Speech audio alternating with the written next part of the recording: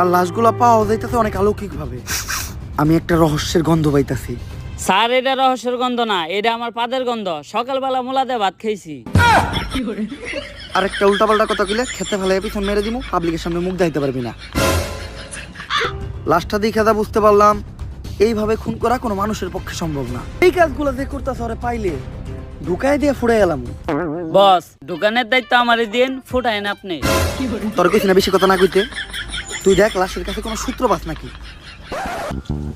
কোনো সূত্রই তো পাইলাম না। ভালোভাবে দেখছস তো, কোনো কিছুই পাস নাই?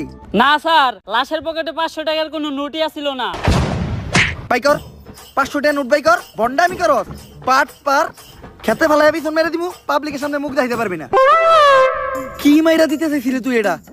জানোস এটা কেসের কত বড় কাজে লাগবো? স্যার আমার ভুল হয়ে গেছে, আপনি আমার মাফ করে দেন। যা মাফ করলাম। আপাতত 2 প্যাকেট বিড়ি নিয়ে আয়।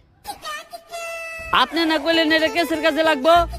এমনিতে আমার মাথা গরম, বিড়ি খেলে মাথা ঠান্ডা হইব। আর আমার মাথা ঠান্ডা থাকলে আমি কেসে মাথা খাটাইতে পারবো। এইভাবেই এটা কেসের কাজে লাগবো।